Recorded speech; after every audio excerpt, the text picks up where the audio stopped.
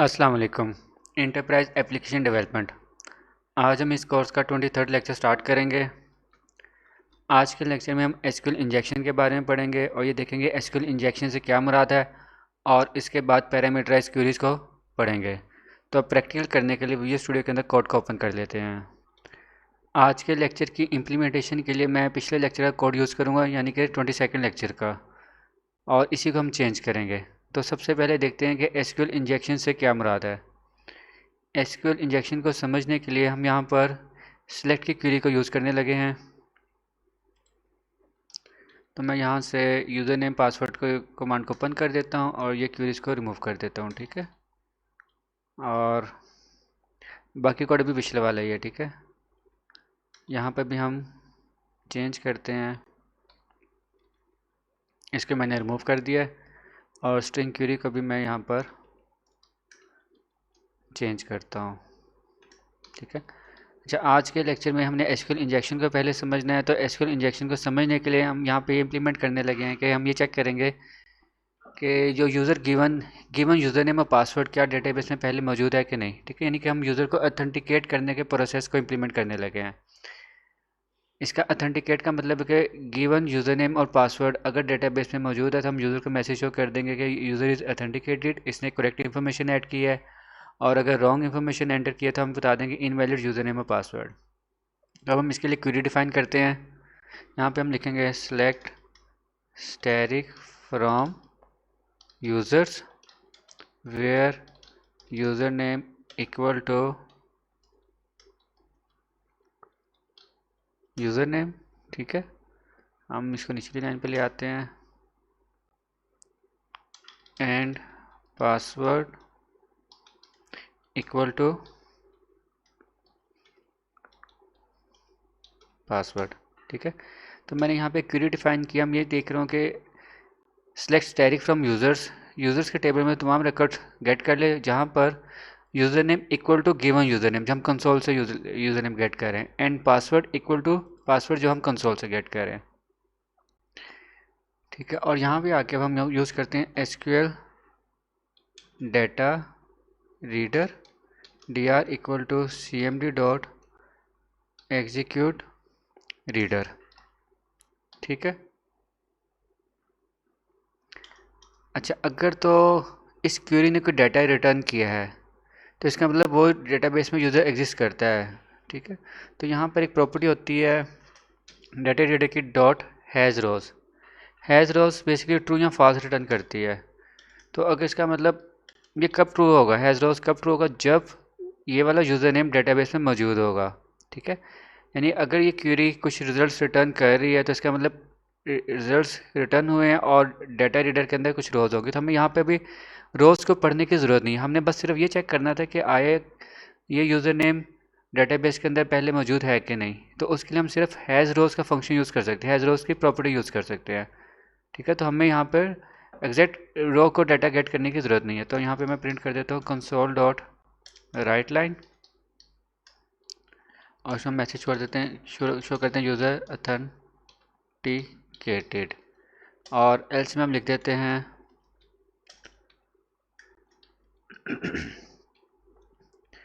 Invalid user name and password, invalid user name और password, ठीक है। तो बेसिकली हम यूज़र का ऑथेंटिकेशन का प्रोसेस को हमने इम्प्लीमेंट किया है। जो लास्ट लेक्चर वाला कोड ही था उसी को हम चेंज कर रहे हैं। ये वाला कोड तो उसी तरह से है, हम यूज़र से इनपुट ले रहे हैं, फिर हमने क्वेरी डिफ़ाइन की है, ठीक है। क्वेरी डिफ़ाइन करने के बाद एसक्यूएल कमांड किया, ऑब्जेक्ट यूज़ करते हुए क्वेरी कनेक्शन को यूज़ किया और कनेक्शन ओपन किया है। एग्जीक्यूट रीडर को यूज़ करते हुए क्वेरी को एग्जीक्यूट किया है, फिर इसने डाटा रीडर रिटर्न किया है। हमें यहाँ पे डाटा को रीड करने की ज़रूरत नहीं, हमने सिर्फ ये देखना कि क्या आया कोई रो मौजूद, कोई डाटा रिटर्न हुआ है कि नहीं।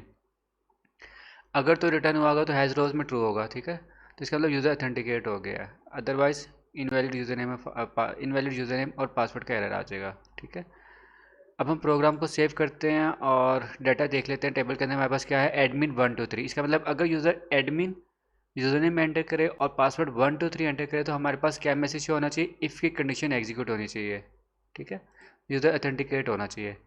और अगर एडमिन और 123 के अलावा कोई और डाटा एंटर हो तो फिर इनवैलिड यूज़र नेम और पासवर्ड का मैसेज शो होना चाहिए। तो अब हम इसको चला के देखते हैं कि हमारे पास क्या आउटपुट आती है। पावर शेल को ओपन करते हैं और CD लेक्चर, बेसिकली मैं पिछले लेक्चर की फोल्डर यूज़ कर रहा हूँ तो इसलिए यहाँ पर आपके पास लेक्चर 23 के बाद 22 नज़र आ रहा है। ठीक है, मैंने उसको चेंज नहीं किया। .NET रन पे क्लिक करें। अब हम एंटर करते हैं एडमिन और पासवर्ड एंटर करेंगे हम 123। देखिए आपके पास मैसेज आ जाए यूज़र ऑथेंटिकेटेड। ठीक है, अब हम करते हैं एक और दोबारा रन करते हैं और यूज़र नेम करेक्ट एंटर कर देते हैं, पासवर्ड रॉन्ग एंटर करते हैं 12345। तो देखिए लिखा आ रहा है इनवैलिड यूज़र नेम एंड और पासवर्ड। ठीक है, तो जिस तरह की हम इम्प्लीमेंटेशन चाह रहे थे एग्जैक्टली उसी तरह की आउटपुट नज़र आ रही है। रीडेबिलिटी के लिए इसके यहाँ पर हम कॉलन लगा देते हैं ताकि स्पेस के साथ नज़र आए।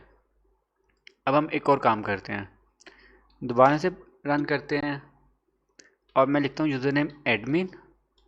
ठीक है, करेक्ट यूज़र या यूज़र नेम भी हम गलत करते हैं, AD लिख देते हैं और पासवर्ड लिखता हूँ मैं 1 फिर और 1 = 1 और डबल डैश। अब आप एंटर करें। अब देखें यहाँ पे मेरे पास यूज़र नेम भी गलत है और पासवर्ड भी गलत एंटर किया है। आपने एंटर किया है तो इसने क्या मैसेज हो गया, यूज़र ऑथेंटिकेटेड। यहाँ पे तो रॉन्ग इन्फॉर्मेशन एंटर करने के बावजूद यूज़र ऑथेंटिकेट हो गया है। इस तरह के अटैक को हम कहते हैं SQL इंजेक्शन। ठीक है, यानी कि SQL इंजेक्शन से मुराद ये है कि आपने तो यूज़र नेम पासवर्ड दोनों ही रॉन्ग एंटर किए थे, लेकिन फिर भी सिस्टम ने आपको कह दिया कि आप यूज़र ऑथेंटिकेटेड का मैसेज दे दिया है। इसकी क्या वजह है, अब इसको समझते हैं। तो इसकी वजह समझने के लिए हम ये करते हैं कि यहाँ पर एक डिबग पॉइंट लगाते हैं और प्रोग्राम को डिबग मोड में रन करते हैं।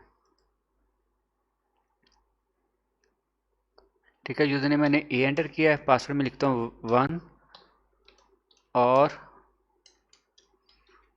1 = 1। ठीक है, और डबल डैशेस एंटर करता हूँ मैं। ठीक है, अब हम यहाँ पर आ गए। अब यहाँ पे देखिए क्वेरी मेरे पास क्या बनी है, क्वेरी बनी है select static from users where user name = A and password = 1 और 1 = 1। देखिए यहाँ पे और कंडीशन आ गई है। ठीक है, जैसे ही हमने और कंडीशन आई है तो 1 = 1, 1 हमेशा 1 के बराबर ही होता है, तो इसने ट्रू रिटर्न कर दिया है। और जो डबल डैश लगी हुई है वो किस लिए लगाई कि इसके बाद आने वाली जो भी चीज़ है वो कमेंट हो।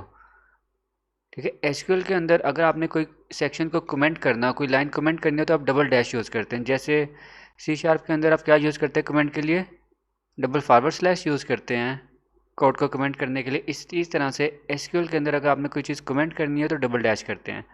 तो डबल डैश मैंने इसलिए लगाई है क्योंकि एंड पे मेरे पास एक ये सिंबल रह रहा था। ठीक है, इसको ख़त्म करने के लिए मुझे डबल डैश ऐड करना पड़ा इसको कमेंट करने के लिए। तो अब यहाँ पे देखें क्वेरी क्या बनी है, select static from users where user name = A and password = 1 और 1 = 1। ये जो और के बाद वाली कंडीशन है वो हमेशा ट्रू होगी क्योंकि 1 हमेशा 1 के बराबर होगा। तो यूजर ने पासवर्ड के अंदर ये ऐड कर दिया था जिसकी वजह से क्वेरी का पार्ट बन गया। अब ये बेसिकली क्वेरी का पार्ट बन गया, तो जब क्वेरी एग्जीक्यूट होगी, हम F10 कर रहे हैं। ठीक है, डाटा रीडर आया तो हैज़ रोज आपको बेसिकली ट्रू रिटर्न करेगा। ठीक है, और आप इस इफ़ में आ जाएंगे तो यूज़र ऑथेंटिकेट हो जाएगा। इस तरह के अटैक को हम SQL इंजेक्शन कहते हैं, जहाँ पे यूज़र अगर रॉन्ग इन्फॉर्मेशन भी दे दे लेकिन फिर भी उसको सिस्टम की एक्सेस मिल जाती है। अब हम ये देखते हैं कि अगर SQL इंजेक्शन को प्रिवेंट करना है तो उसका क्या तरीका है। तो इसको अब हम क्लोज कर देते हैं, डिबग मोड में स्टॉप कर देते हैं। और प्रिवेंशन से पहले हम एक और चीज़ देखते हैं कि शायद आपको डबल डैश समझ ना आ रहा, तो मैं इसको यहाँ पे ओपन करता हूँ और व्यू कोड पे क्लिक करूँ। ठीक है, अब देखिए ये SQL का कोड है। अगर मुझे यहाँ पे कोई भी लाइन को कमेंट करना है तो मैं क्या ऐड करूँगा, डबल डैश। जैसे मैंने डबल डैश ऐड किया तो ये बेसिकली ये अब लाइन SQL के अंदर कमेंट हो गई है। तो इसलिए मैंने वहाँ पर डबल डैश यूज़ किया था कि और 1 = 1 के बाद जो मर्जी है वो कमेंट हो जाए। ठीक है, उससे हमें गर्ज नहीं है क्योंकि मुझे और के बाद 1 = 1 कंडीशन लगा दी तो यहीं से मेरा काम हो जाएगा। अब हम आते हैं प्रिवेंट करने के ऊपर। अच्छा, अगर आपने या चाहते हैं कि SQL इंजेक्शन ना हो तो इसका मतलब ये कि आपने क्वेरीज फिर इस तरह से डिफ़ाइन नहीं करनी है। ठीक है, आपने पैरामीटराइज क्यूरीज डिफाइन करनी है। अब पैरामीटराइज क्यूरी से क्या मुराद है, यानी कि आपने जो क्यूरी भी लिखी है हम लिखेंगे select static from users where user name equal to @u। अब ये जो @u है ये एक पैरामीटर डिफाइन किया, एक प्लेस होल्डर है जहाँ पर यूज़र नेम यूज़र की जो इनपुट होगी वो रिप्लेस होगी। And password equal to assume करें p, आप कोई भी नाम रख सकते हैं पैरामीटर का, ठीक है। तो बेसिकली अब देखिए क्वेरी के अंदर आपने क्या किया कि आपने एक प्लेस होल्डर डिफाइन कर दिया select static from users where user name equal to @u, ठीक है। कोई भी नाम रख दें, @u रख दें, @v रख दें, and password equal to @p, ठीक है। ये आपने प्लेस होल्डर पैरामीटर डिफाइन कर दिया। अब हमने नेक्स्ट स्टेप है इन पैरामीटर्स की वैल्यूज़ बतानी है, तो हम यहाँ पे बनाएंगे ऑब्जेक्ट एसक्यूएल पैरामीटर टाइप का। फर्स्ट करें p1 बनाते हैं हम, न्यू एसक्यूएल पैरामीटर, ठीक है। फर्स्ट आ जाएगा पैरामीटर का नाम, जैसे मैंने वहाँ पे u लिखा है तो u आ जाएगा, और कॉमा उसकी वैल्यू कहाँ से लेंगे, यूज़र से, यूज़र नेम आ गया, ठीक है। इस तरह से हम बनाते हैं second parameter SQL parameter p2 equal to new SQL parameter, और सेकंड पैरामीटर मैंने क्या बनाया p, वो यहाँ पर आ जाएगा, और उसके बाद उसकी वैल्यू, ठीक है। पैरामीटर्स हमने डिफ़ाइन कर लिए हैं। पैरामीटर्स डिफ़ाइन करने के बाद मुझे इन पैरामीटर्स को ऐड करना है कमांड के ऑब्जेक्ट में, तो हम आते हैं cmd dot parameters dot add p1, ठीक है। और इसी तरह से हम सेकंड पैरामीटर को भी ऐड कर देते हैं। जब आप पैरामीटराइज क्यूरीज यूज़ करते हैं तो जो यूज़र की इनपुट होती है ना, वो इस तरह से क्यूरी का पार्ट नहीं बनती जैसे पहले बन रही थी। पैरामीटराइज क्यूरीज उसको ऑटोमेटिकली हैंडल कर लेती है। अब हमने कोड को चेंज किया, पैरामीटराइज क्यूरी यूज़ किया, अब हम कोड को दोबारा से एग्जीक्यूट करते हैं। अब यहाँ पे हम देखें, पहले तो हम देते हैं करेक्ट इन्फॉर्मेशन एडमिन 1 2 3, ठीक है, एक्सपेक्टेड बिहेवियर। अब हम देते हैं रॉन्ग इन्फॉर्मेशन AD 1 2 3, ठीक है, इनवैलिड यूज़र नेम पासवर्ड। अब हम वो काम करते हैं जो हम पहले कर रहे थे, AD और पासवर्ड देते हैं 1 और 1 इक्वल टू 1 और डबल डैश, ठीक है। अब देखिए मैंने वही चीज़ यूज़ की जो मैं पहले यूज़ करता। अब आप एंटर करें तो देखिए अब आपको ये कह रहा है इनवैलिड यूज़र नेम और पासवर्ड, ठीक है। अब आप इसने यूज़र को ऑथेंटिकेट नहीं किया। तो एसक्यूएल इंजेक्शन को प्रिवेंट करने के लिए जब हम क्यूरीज डिफाइन करते हैं तो हमें पैरामीटराइज क्यूरीज डिफाइन करनी पड़ती है, जैसे मैंने यहाँ पर किया है। जिस तरह से आपने सेलेक्ट की पैरामीटराइज क्यूरीज डिफाइन किया, इसी तरह से हम इंसर्ट की भी डिफाइन कर सकते हैं। तो मैं अभी यहाँ पे अब करते हैं इंसर्ट का काम, ठीक है। सेलेक्ट की क्यूरी को मैंने क्लोज कर दिया है, और मैं यहाँ पे आता हूँ और क्यूरी को कन्वर्ट करते हैं इंसर्ट के अंदर, ठीक है।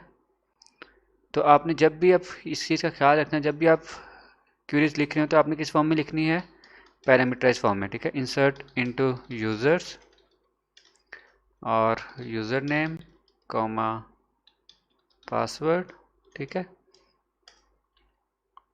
और वैल्यूज़ में क्या आ जाएगा, @u कॉमा @p, ठीक है। तो इस तरह से आपकी इंसर्ट की क्यूरी बन गया। अब इंसर्ट की क्यूरी थी तो हम इस कोड को भी यहाँ से कमेंट कर देते हैं, और बल्कि ये रीडर का कोड कमेंट करते हैं यहाँ से, और यहाँ पे हम लिखते हैं cmd dot execute non query, ठीक है।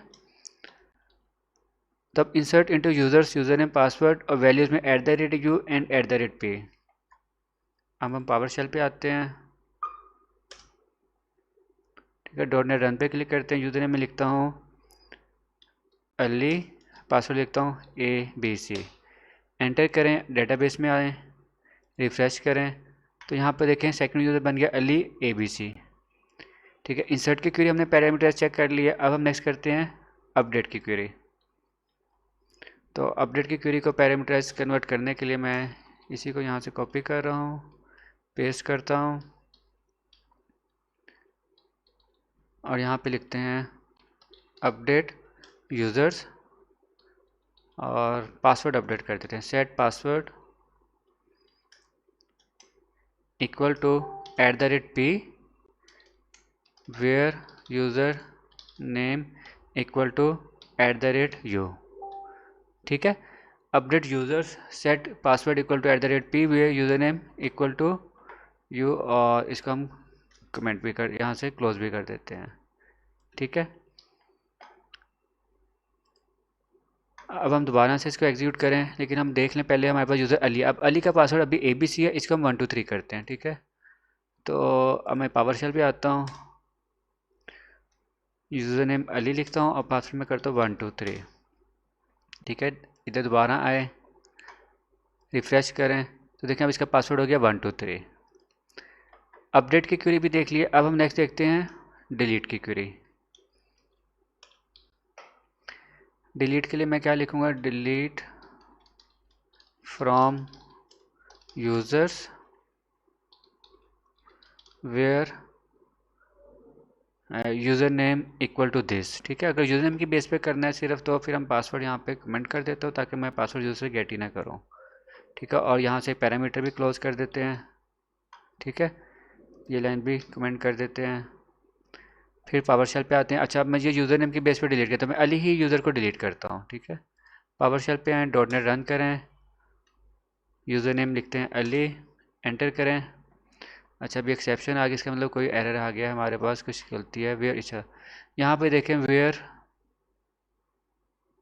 Incorrect syntax near where user name, ठीक है। अच्छा, यहाँ पे हमारे पास गलती है डिलीट की स्टेटमेंट में। डिलीट की स्टेटमेंट में क्या गलती है, यहाँ पे हमें लिखना था where user name this set updates users set password this. अच्छा, गलती ये थी कि डिलीट अपडेट की मैं स्टेटमेंट देखता, मुझे डिलीट की देखनी थी, डिलीट फ्रॉम यूज़र्स वेयर, इस पर स्पेस आनी है, ठीक है। यहाँ पर सेव करें, सेव करने के बाद दोबारा से रन करते हैं, एंटर करो। तो अब हम डेटाबेस में दोबारा जाते हैं और इसको रिफ़्रेश करें यहाँ पर, तो देखें यूज़र डिलीट हो गया है। तो आज के लेक्चर में हमने क्या देखा है कि हमने ये देखा है कि एसक्यूएल इंजेक्शन कैसे होती है और उसको प्रिवेंट करने के लिए पैरामीटराइज्ड क्वेरीज कैसे डिफाइन करते हैं। तो पैरामीटराइज्ड क्वेरीज सिर्फ सेलेक्ट के लिए यूज़ नहीं होती, हम इंसर्ट, अपडेट, डिलीट और सेलेक्ट चारों के लिए हमेशा पैरामीटराइज्ड क्वेरीज को ही यूज़ कर रहे होंगे।